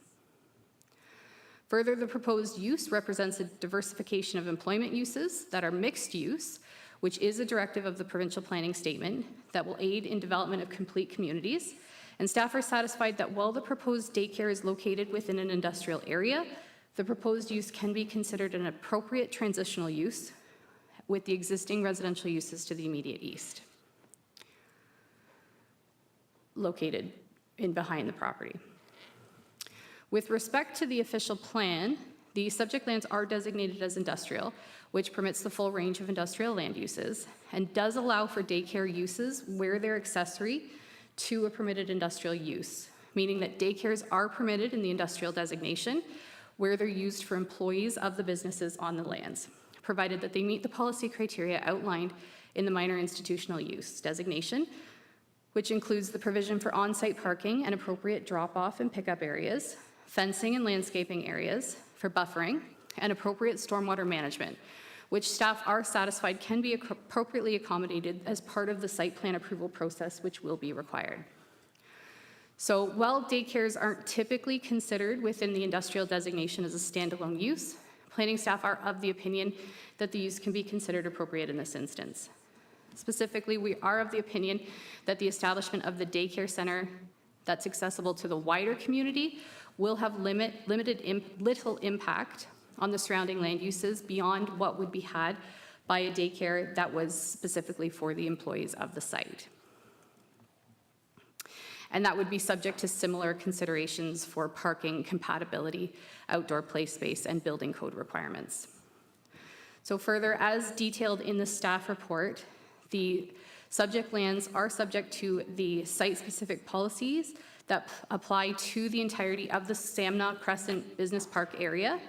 And these policies were intended to establish a range of business support uses within a business park setting. So uses that are permitted within the Samna Crescent Business Park area under this special policy include trade schools, conference centers, catering facilities, facilities used by service clubs, and community cultural organizations that include meeting rooms and banquet rooms for the general public. So given that these policies support a range of community facility type uses, planning staff are of the opinion that the intent of the official plan for this special policy area can be met with the establishment of a standalone daycare facility within the existing industrial building. Planning staff have also reviewed the proposal under the province's D6 guidelines for compatibility for land uses. And this is a guideline document that's intended to be applied as part of the land use planning process to prevent or minimize future land use problems due to the encroachment of sensitive lands and industrial lands on one another. So this document provides recommended separation distances between industrial development and sensitive land uses based on the nature of the industrial use, and separates industrial facilities into 3 categories. And the uses permitted within the Samnock Crescent Business Park area largely fall into a Class 1 industrial category, which are intended for smaller scale, self-contained industrial plants or buildings, which have low probability of fugitive emissions. And this is referenced in the light industrial zoning that applies to the area. Class 1 industrial facilities are generally recommended to be set back 20 meters from sensitive land uses. And based on the site plan submitted by the applicant, the proposed interior renovations to the building would comply with the setback recommendation to the existing uses in the area and would not hinder future development for similar uses intended for the Samnock Park area. Further, the proposed daycare facility would be located to the east of these, to the west of those existing residential lands and would be considered an appropriate transitional use. So based on this, staff are satisfied that the proposed use would not result in any land use compatibility issues with existing or future industrial development in the area. And overall, staff are of the opinion that the proposed conversion of the portion of the existing industrial space in the daycare facility is an efficient use of land that will aid in providing much-needed daycare space to the community and the larger employment areas. And it could easily be reverted back to industrial uses in the future should the demand for local daycare spaces subside, which is consistent with the intent of the OP direction for both the industrial designation and the applicable special policy area.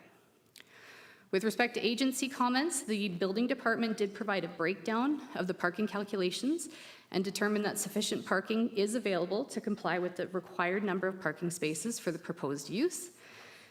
And this department also indicated that the applicant should be advised that if the zoning amendment is approved, a building permit would be required to change the occupancy use from an F occupancy to an A2 for the daycare center. And this would include any necessary construction from a building code perspective, as well as site plan approval from the town.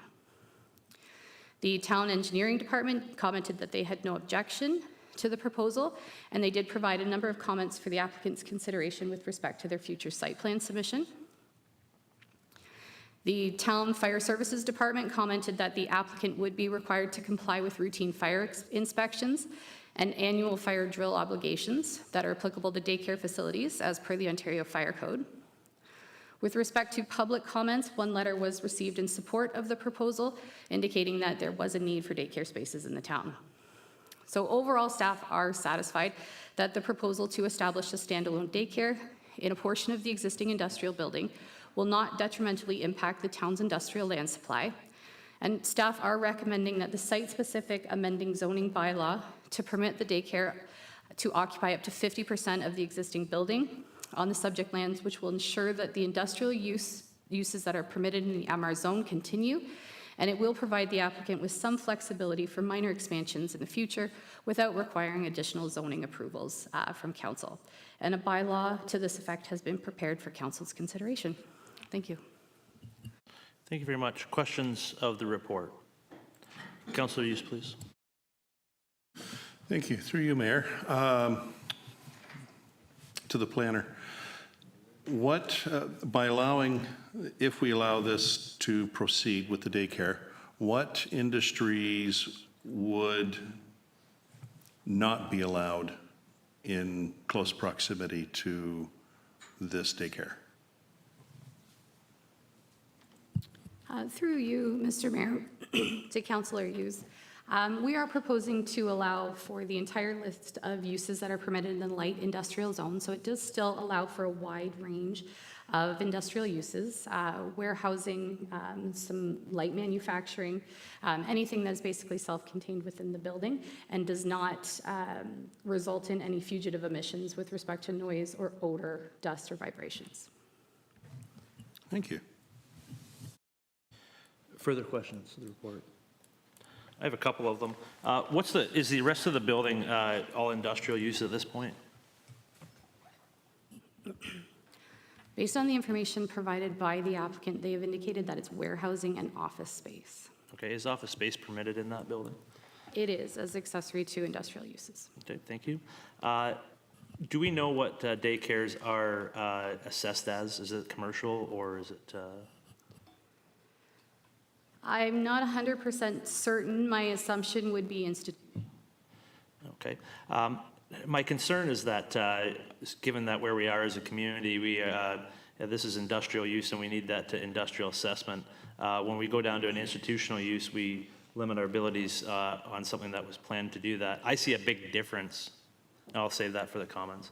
The Ministry of Education has indicated they're going to put legislation forward to ban parking near the entrance or the playground of a daycare facility. This shows that there's parking directly in front of the proposed outdoor space.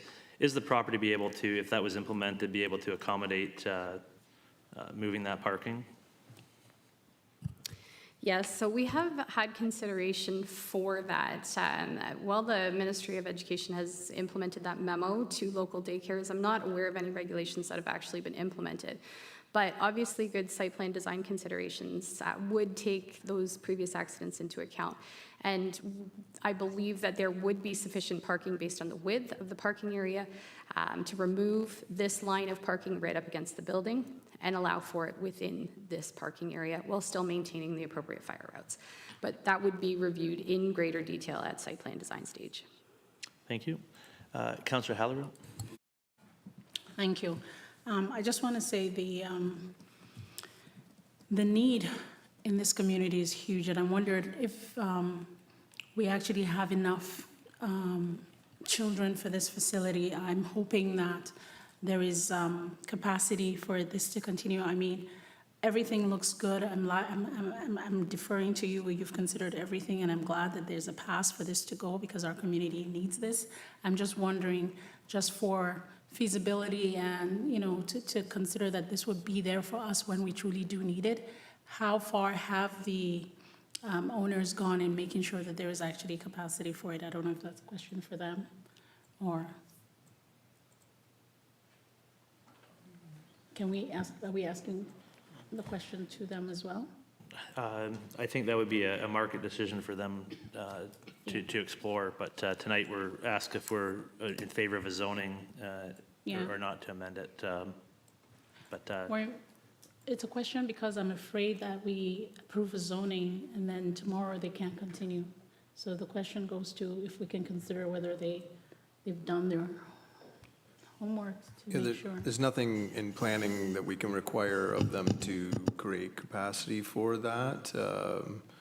So yeah, when you're dealing with a planning matter, you're dealing with the uses and not the, you know, it's like if someone was building a McDonald's, you'd say, well, we want it so big, you can't really force that, saying the market needs that. You can only say, is a McDonald's allowed in this area? Yeah.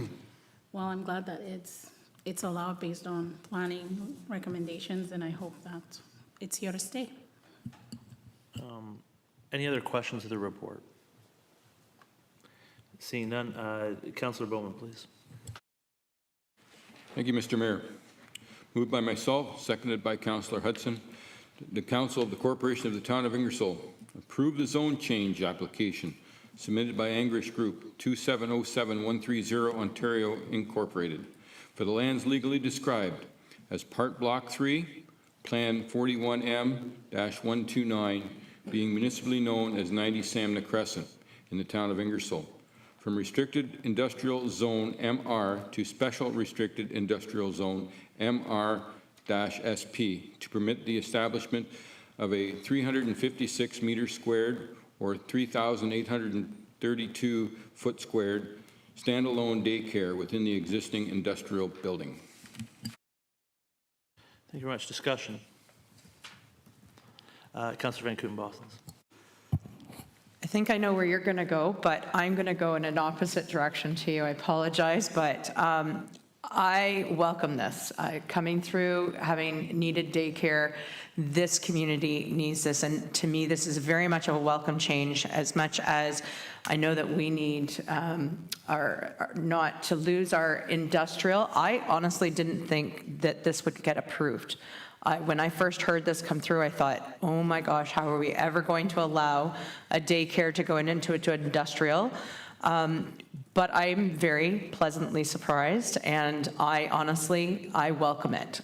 This community needs it, and I thank the Anglish Group for thinking outside the box and being able to do what you can to bring more spots for daycare. It's needed, and there's a lot of parents out there that every time I talk to a parent, that's one thing that they're asking is, do you know of a daycare? Do you know of it? And they really don't even care what kind of daycare, they're just looking for a daycare spot. So thank you to the English group. Thank you to the planners for thinking outside the boxes and really being able to do this. So that's all my comments. Further comments? Yeah, I'm going to take the other approach. I've been struggling with this one. I know we need daycare space, but I think there is a difference between accessory use to a industrial zone and a standalone daycare within that facility. I think that it provides challenges. There is empty spaces in that subdivision. I think it may be a deterrent to someone looking to set up an industrial building within that area, even though they could be compliant with it. I think that it sets a precedence that could whittle away our industrial uses even more, and I just want to see that happen there. I'm concerned about, always concerned about child safety and what that means. I think that an industrial park is no place for a daycare, and regardless, I appreciate the planner's view on the matters, but personally, I just don't agree in the situation that apples to apples. I don't think it's the same as auxiliary use, and I'm afraid that we will erode our plan of what we've trying to achieve financially. There's certainly a big difference between an institutional use and an institutional assessment and a industrial assessment. And again, I'm afraid that it is going to deter others from pursuing industrial developments in that area. It certainly would me if I was that person looking at two properties, maybe in different municipalities, and you're seeing that one has children playing next door and you want to do industrial stuff. That's not something that I would feel comfortable going next to. So I'll probably be on the outside of this one, but I won't be supporting it. Halleru? Yeah, I just wanted to ask you a question. And what kind of industrial use would you see that would not allow for children? Because I imagine that if that was more residential, it would pose more of a problem. And hearing that we do have enough vacancies for industrial, it's not like taking away from our industrial kind of, vacancies. I don't know. I'm just wondering if that is a valid point, and what kind of industry would you see coming into that area and having a problem with a secure daycare in the area? So as far as I'm considered, we have zero industrial vacancy, and there is industrial vacancy in land that's there. It's not that it may not be permitted through the zoning or the zoning law, but perception-wise, it may limit what would be considered in there. So it's for me, I just don't see it as compatible use. I'd rather see it in a residential neighborhood or a commercial neighborhood where you have different types of activity going on. We have an industrial development right across the road there that's, I would say it's probably more than light industrial. Yeah. It's more heavy industrial. So yeah, it's hard to control what happens in a factory as they grow and age. We know that things evolve from light manufacturing, from warehousing to manufacturing to elsewhere. And once it's established, it's very hard to control. Once this goes on as a zoning permit, it's there forever. It's not that this just this one. It's for it's for the life of the property, whether it maintains that or not. So I'm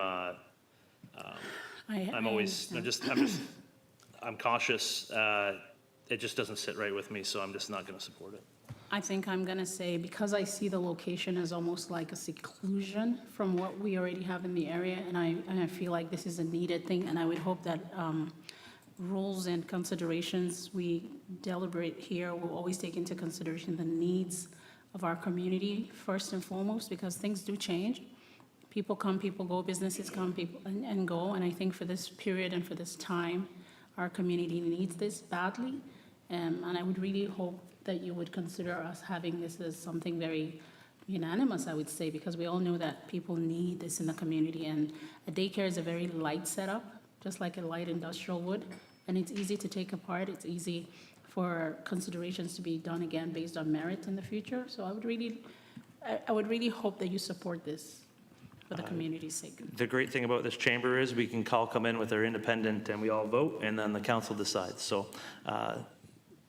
certainly I don't, I would want everybody else around this table to make an independent decision, and I will respect that 100%. Councillor Hughes, please. Thank you. Being part of this discussion, asking the question, that's why I asked the question about the what potential industry would we not be able to be set up in there. And with the planner saying that with strictly light industrial, we're not going to get a big heavy stamping plant put in there, because that's not considered light industrial, correct? Yeah. Correct. So to a certain degree, it is reasonably located close to developing areas, with the development just behind it, Cash Crescent and Reeves Road, and then the future development in the old golf course, not in the old golf course, in the golf course, planned subdivision in there. I think it is a reasonable location, and it ultimately puts some more activity in there. With danger of kids getting out to the street, I don't see that happening at all, not with a fenced yard, not with the regulations that are imposed on daycares now. So with that, I would be supporting this zone change. Any further comments? The only other thing I would say, there is no sidewalks. This is an industrial zoned roadway. The amenities for walkability, bicycling, families entering that is extremely dangerous on that road. It was not designed for pedestrian traffic. You can say that it's light industrial, but there is a very heavy industrial across the road. And I would say that that's my main concern, is that we know in practice that it's one thing, but things evolve, and it's very hard to control that once that happens. That's why we have to be very careful about, things, say, manufacturing or warehousing. We know that evolves into other things. So, again, I respect the decision of council, and if there's no further comments, I'll call the question. All those in favor? Opposed? That is carried. Thank you.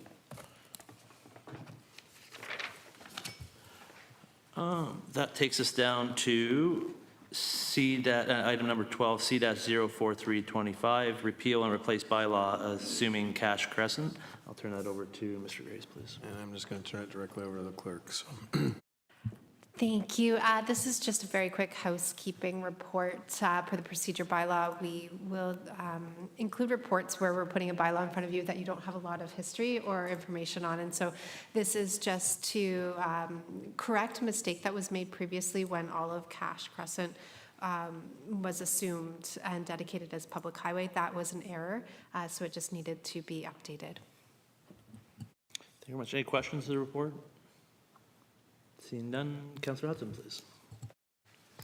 Thank you. Moved by myself, seconded by Councillor Hughes, that the Council of the Corporation of the Town of Ingersoll receive staff report C-043-25. Sorry?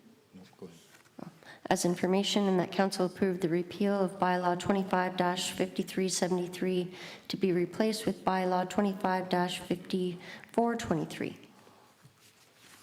Thank you very much. Discussion. All those in favor? Opposed? That is carried. And now we'll go down to OP 22-25, tree replacement policy. Mr. Graves. Yeah, I appreciate the work that's been done on our staff on this one, so I'm going to turn it directly over to our town engineer, Matt. Great, thank you. So this evening I'm here presenting a tree removal and replacement policy for council's consideration, which is in support of the town's plant more trees vision and the strategic plan goal of expanding the town's tree canopy. So in short, this policy sets out clear and consistent standards for how we plant, protect, and replace trees, both in new developments and on town capital projects. For a quick summary of the policy, we have firstly developer responsibilities to establish which caliber of trees constitute a tree to be replaced. requirement of a replacement ratio of 3 trees for every 1 removed, minimum planting standards, minimum 1 tree per lot requirement for subdivisions, and cash in lieu options for when space is limited, and which would allow the town to establish the balance of the trees on municipal property when a developer can't meet that 3-to-1 ratio.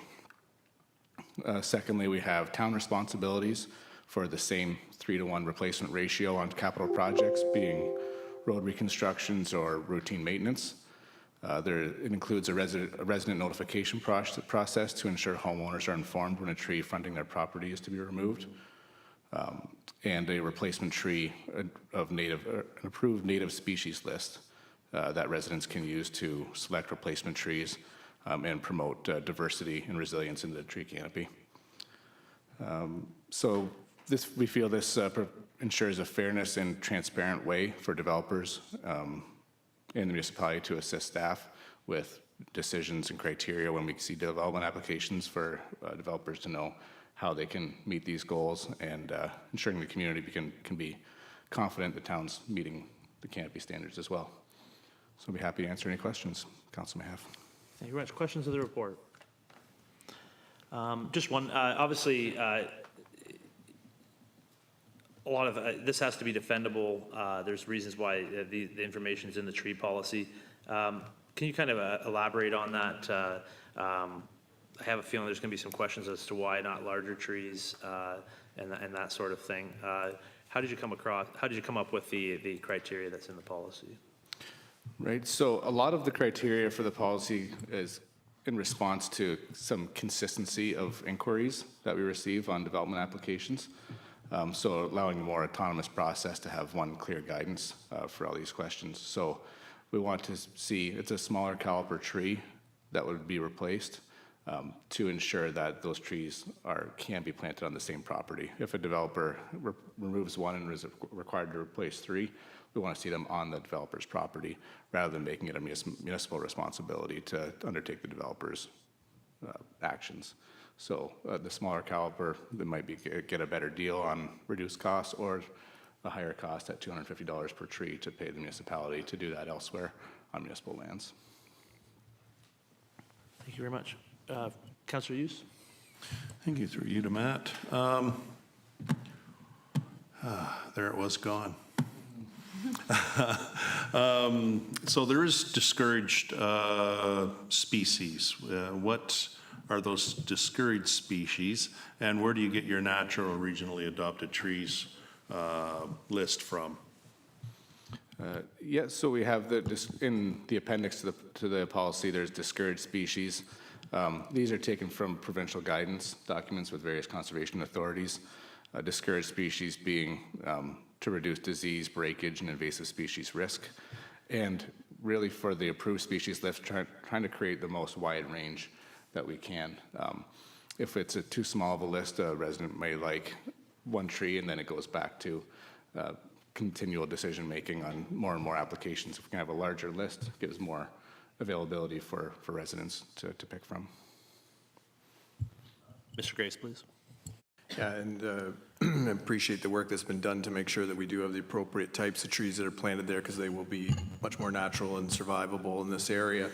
But I also want to say one of the things that I really love about this policy is that we're holding ourselves to the same standard that we're asking of developers. And I think that's key. That's one of the things that we've seen, because these can be challenged. One of the ways that they can challenge it is say, well, how come the standard's different? So we're doing that. We're doing that because it's the right thing to do. We want to plant more trees. That's our goal. We don't want to be reducing them either, but it also gives us some defendability when others might want to challenge us. So, Councillor Hallery, please. Yeah, thank you. So it's important that the public understands that we're really trying to hold ourselves to a higher standard, because again, there's complaints when people see us do something and they don't have an answer right away. So I'm hoping that the public does see that we are, maybe you see something taken away, maybe there's a plan to put something in its place or something, but it is important that the public understands what we're trying to achieve with this. And so it's nice that there's a comprehensive analysis of it and a presentation for it. So thank you. Councillor Hughes, please. Thank you. And one other point that I would like to ask, is there I guess I'm going to say a form of penalty for whomever the developer does not follow these rules and regulations? So we hold financial security for development applications. So I noticed in the policy, there's a 2-year maintenance warranty period on the trees that would have to be planted and the cash and lieu options.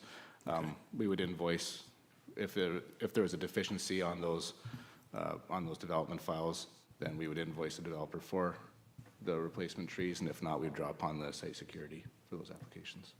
Gotcha, okay. And one final, if I may? Absolutely, Councillor Hughes. That's what we're here for. $250 per tree fee. Is that low? Is that high? Is that right where it should be? Obviously, it's right where it should be. But is there, you know, is that a good price, and are we looking at potentially in the future increasing that to accommodate increases throughout the industry? Certainly. So the $250 per tree is what we have been using for since the CAO report was prepared, and it's been working well to this point. But there's a large tree list. Obviously, you can get various size trees for those prices, whether you're looking at a maple or an eastern redbud or something. There'll be different prices, but there isn't a review period set in this removal and replacement policy. But certainly, if we're seeing that it's not, it should be administered on a cash recovery basis.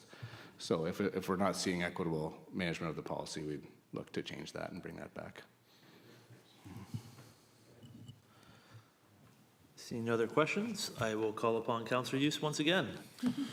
Moved by myself, Councillor Hughes, seconded by Councillor Hellerue, that the Council of the Corporation of the Town of Ingersoll receive special report OP-022-25 as information, and that Council approves the tree replacement policy attached to this report. Thank you very much. Discussion. Of course, the perfect time to plant a tree was 20 years ago. And you know, that did kind of fall off, and so we have some work to do, but this is a good policy on this, that obviously you want it to be a deterrent to taking down a tree in the first place. And that's a cash penalty, that cash penalty there is important. But sometimes, you know, it is unavoidable, or it's a choice, I guess. So it's one of those things where at least there is a policy there, it's clear, it's dictated, and we can have predictable results from it, and again, hold ourselves accountable to that. The more trees we can do now, the better, and people in 20 years will thank us for those, hopefully. But I would encourage developers to reach out to our conservation authorities while they're still around, and work with them. They have great expertise in tree and health, and making sure that they have survival rates. That's a very important thing. So I like the 2 years on that, because it's not just put it in the ground and leave it, but also I think that residents of future subdivisions and developments will appreciate the trees that are planted as part of this as well. There's lots of great tree-lined streets in town, and it's one of those things that make a great neighborhood, and they do take time, but it's amazing how fast. I can remember there's a tree on my neighbor's property that was a little tiny thing when we moved in, and now it's quite big, so it's amazing how time flies. So, any further comments? All in favor? Opposed? That is carried.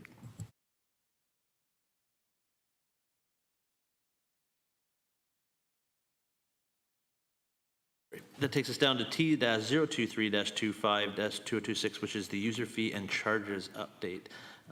Mr. Graves. Yeah, thank you. As council is well aware, we try to stay on top of this annually, ensuring that our user fees and charges is up to date, ensures that we don't fall behind, and it's an important revenue stream to us, but also is very fair. And we've seen some municipalities that tend to fall behind on these things, and they have to do a large adjustment all at once. We'd rather not do that. We'd like to take an incremental approach, and with that, I appreciate all the work's been done, and I'll turn it over to Irina to speak to it. Okay, do you want to turn it over to Mandy? Yes, and I will turn it over to Mandy. Thank you.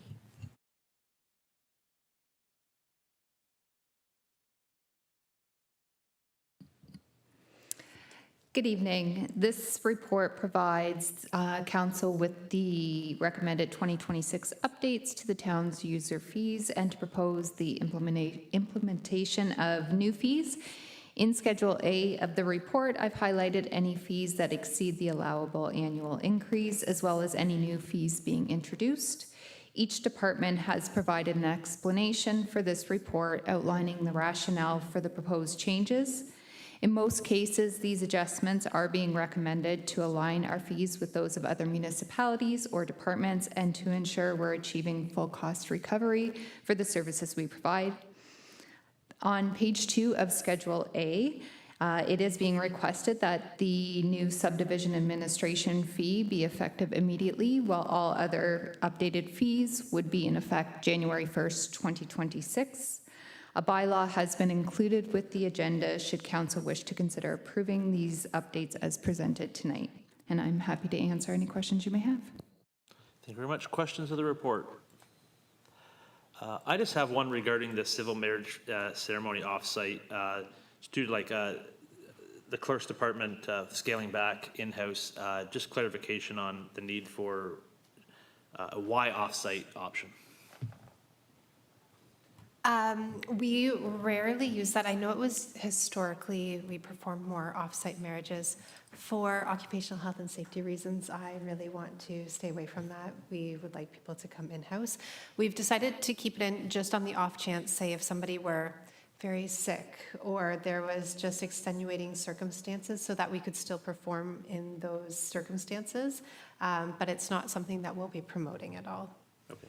And that'll be made clear to the public that that's not a regularly available option? It's not promoted. We only promote in-house, really. Yeah. So it would be as a result of a conversation if someone came to us and said, you know, here are these circumstances that are preventing us from coming to town hall. Okay. Thank you very much. Any further questions? Seeing none, thank you very much. And I will turn to Councillor Halleran, please. Yes. Moved by myself, Councillor Halleran, seconded by Councillor Vecchio-Bosens, that the Council of the Town of Ingersoll receives report T-023-25 as information, and that attached Schedule A, named as the Town of Ingersoll 2026 fees and charges, be approved and come to effect as of January 1st, 2026, and that the fees and charges bylaw is updated and approved accordingly. Thank you very much. Discussion? Councillor Halleran, please. Yeah, I mean, it's a very lengthy explanation from staff as to how they came across, you know, our alignment with market rates and, you know, trying to make sure that we're doing cost recoveries. And I just want to thank staff and the departments for doing their due diligence and helping to make the public understand that in as much as we want to not always raise fees, we do have an obligation to keep this community running and not increase taxes on everything else. So user fees, I guess, one way that we can keep things low, and I hope that the community understands, because when I look through it, it's almost like everybody's going to be going, wow, we're increasing everything. But again, we have to keep in line with market rates, and I love the explanation that every department has given and how they've come across, you know, why we need to increase certain rates and how they've aligned it to market rates. So thank you for doing that. Thank you. Nope, all good. Any other discussion? All those in favor? Opposed? That is carried. Okay. Allow Deputy Mayor Chancellor. Thank you. And we will go to T-024-25, cancellation reduction refund of property taxes. Mr. Graves. And I will turn this one directly over to our Deputy Treasurer. Thank you. This report provides council with the details of the applications received under Section 357, 358, and 359 of the Municipal Act in 2025. A total of 7 applications were received pertaining to properties assessed during the 2024 and 2025 taxation years. The total value of adjustments requested through these applications amount to $45,787.71. The details of the reductions are included in the report, and I'm happy to answer any questions you may have. Any questions of the report? Seeing none, I will call upon Councillor Van Kooten-Bosens, please. Thank you, Mr. Mayor. Moved by myself and seconded by Councillor Youth that the council receives report T-024-25 titled Cancellation, Reduction, and Refund of Property Taxes as Information, and that council approves the reduction of taxes on properties identified in this report pursuant to the Municipal Act 2001, Sections 357/358. Just for clarification, your seconder was? Councillor Youth. Councillor Hughes, okay, thank you. Discussion. Discussion? All those in favor? Opposed? That is carried. Thank you.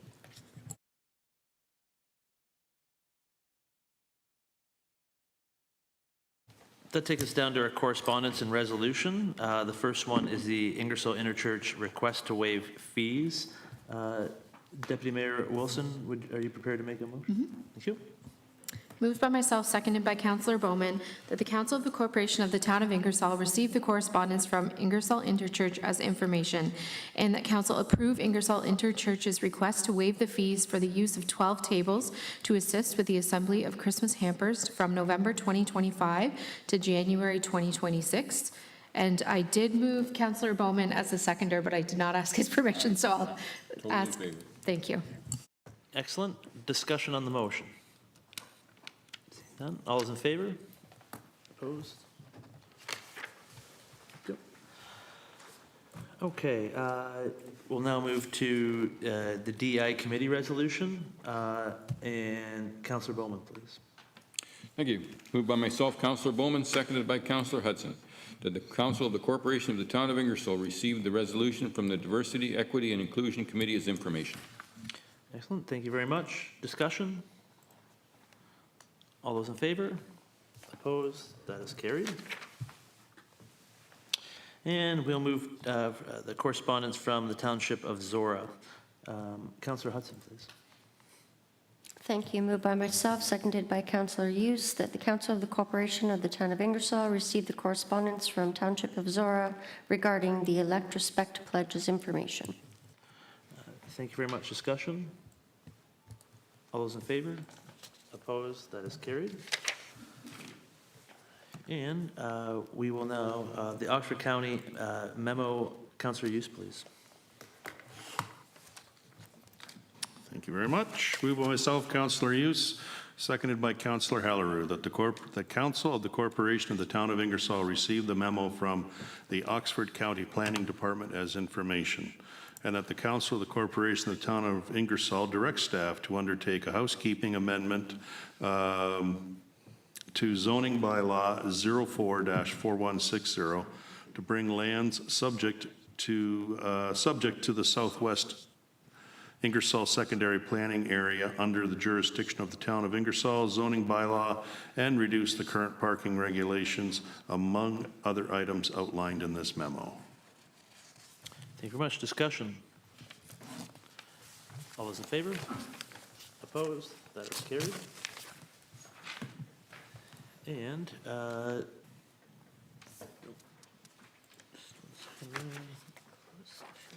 bylaws. Councillor Hallerow, please.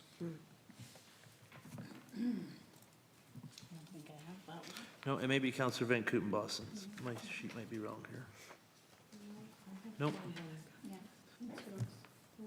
So I have here that. Hang on 1 second. I can just read this one out if we can. You're in closed session. Oh, yeah. I got it. Okay. Thank you. Sorry. That's weird. Anyways. All right, so moved by myself, seconded by Deputy Mayor Wilson, that the bylaws 25-5421 to 25-5426 be approved, subject to Section 284.114 of the Municipal Act. Thank you very much. Discussion? All those in favor? Opposed? And I will not be vetoing any of those. And now I will turn it over to Deputy Mayor Wilson, please.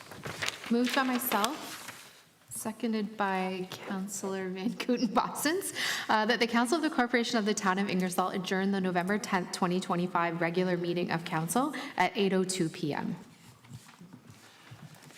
Discussion. All those in favor? Opposed? Carried. Thank you, everyone.